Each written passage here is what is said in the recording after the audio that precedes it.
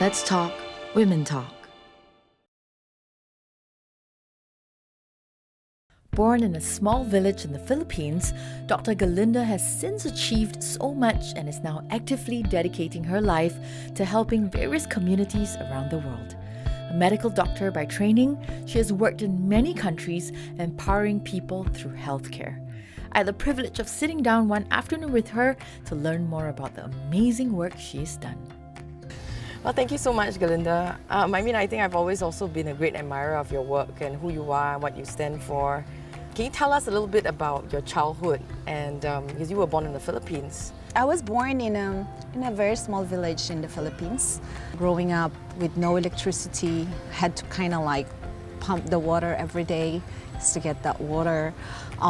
There's no development at all back then, but what we had was just really people who care so much, and I think that even helped me to be developed to who I am today. When I was 10 years old, I was picked from amongst the kids in our town to be a sponsored child of the Christian Children's Fund. So I had a sponsored parents who are from the US, and they were the one who actually helped me to pay for my school. That also helped me to see that there's a future, that hey, my life doesn't have to be bound in a village, that there's a bigger world out there. After high school, my sponsored parents supported me, but then they stopped. So I got a scholarship to Russia. So I was 16 then, and I moved there to Russia at 16? It was actually called the Tajikistan. Tajikistan? It's in Dushanbe. I had to learn Russian language in Dushanbe with Tajiks and with Afghans. And so I finished my study there with Russian language, and then I started my med school in Tajikistan. Wow. Back in '92, the civil war broke down in Dushanbe. So I had to move to Moscow and continue my med school there. So I graduated in '97 as a medical doctor. What made you want to study medicine? Well, growing up, as I mentioned, we're poor. And at a young age, I really realized that healthcare is one of the reasons why people are poor and stuck in the poverty. You do everything you can, and to the point of selling your land, to the point of selling whatever your property is, or virtually becoming a slave to someone who you owe money so to save somebody's lives. And I just, even then I saw that to fight poverty, you need a better healthcare. And you need an activist doctors who care for people and who understand the mechanism of poverty. Why was that so important to you? Like this idea of making a difference and using, obviously, your expertise as a doctor to do that? I did understand the hurt of people. I did understand the desperation of people when somebody's sick. I experienced it myself with my family. I realized that without helping other people, without making a difference, your life is incomplete. Being rich is not bad, but if you don't use that for the good of just yourself, it can get lonely. I saw then that, okay, this is not the life that I want. And I met the country director of Hope Worldwide in Moscow.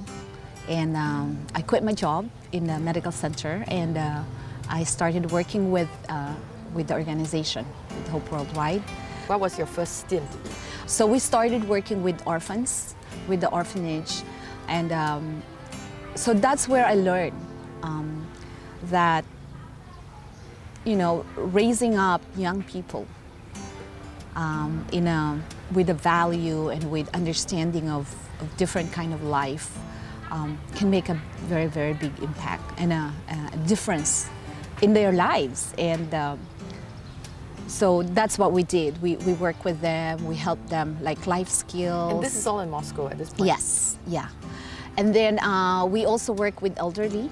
Elderly are a little bit neglected, were neglected then, and not financially or socially, but just emotionally. And so I was involved with that. Now you also did a stint in Afghanistan. I remember I studied with Afghans. I've been friends with them, and I want to go there and see how I can help with the management, empowered the doctors, especially the women, the female doctors, because and even nurses, even the midwives. There's a lot of different NGOs, and at times, you know, it's just explaining the reality of life there is so difficult for the locals.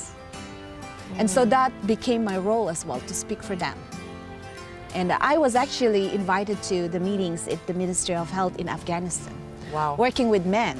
How was that like? You know what? Because I'm a foreigner, I had a privilege of being respected. I can eat with men and women at the same time, you know. But Afghan women, it depends on their husband, really.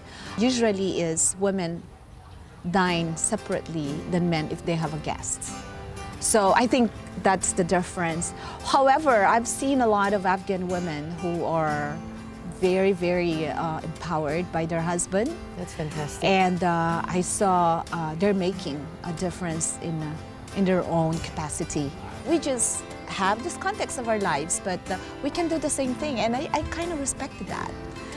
Seeing, you know, because the world see Afghanistan as like a lot, they are deprived of some rights, but there are women who's making a difference in their own community there. And that's fantastic. So inspiring to see.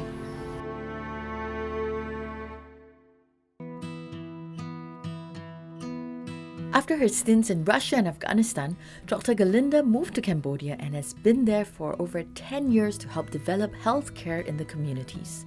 She speaks to me about why she decided to make the move and how Cambodia has changed her life. There's a doctor from Mexico who resigned his job, and I ended up taking his position. And I started working with HIV, TB, and malaria program.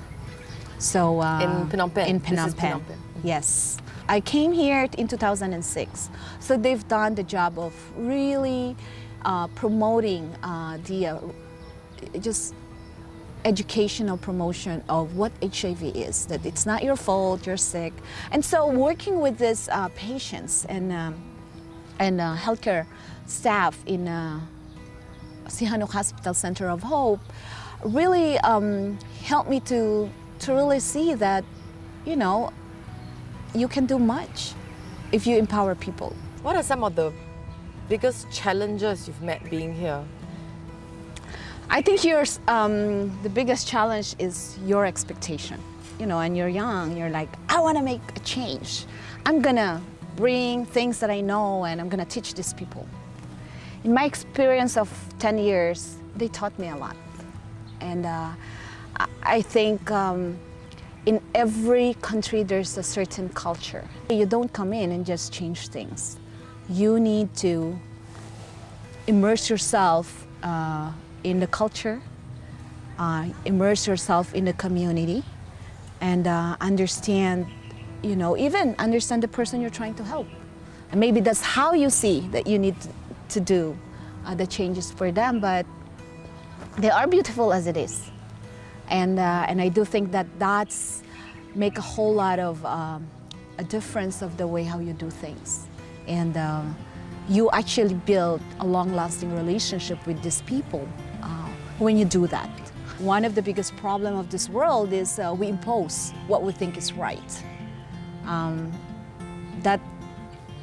That's so derogative to someone who you're imposing that to. And so, yeah, if I would say, get to know the people that you will work with. Is that some advice that you will give to anybody who is trying to get into development work or trying to even be a volunteer here in Cambodia? You know, if you want to help someone to be respectful yourself. Sometimes you're gonna go against your own desire. If you're not ready to do that, maybe you have to think twice, because helping other people is a big responsibility. And if you don't help them the right way, then you just did a harm to them and create entitlement. What is your hope for Cambodia? I know that's a very big question. Or maybe at least the community that you have reached out to and have made a difference to. I think after a couple of years coming back here, I will see all these young people that I work with making a significant difference in their communities. I think the heart of thinking for others, caring for others, and who loves their family.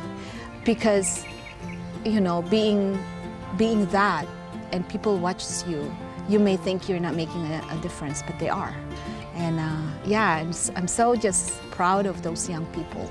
But I do really think that Cambodia built me, and I believe that I can go forward with life, mature, wiser a little bit, not because I am, but because life in Cambodia helped me to see that. Before we end the interview, I wanted to ask you, Gerlinda, what is empowerment to you? Empowerment is when you help someone to really see the good things about themselves. That by understand that, they can give back. And it doesn't matter what you do in life, you're valuable. It's not about how much you have in your pocket. It is how much you see that you can do something. So I think that's empowering to me. Fantastic. Well, Gerlinda, you know I've always been a long-time fan of you and always admired your life, your, you know, the vigor that you bring to the work. The feeling is mutual. Dr. Gerlinda's impact on the various communities she's worked with is immeasurable. She shows us that great change can happen if we just take the time to understand the people we are trying to help, and it's about the heart we put into the work that makes the difference. She truly is the mighty G.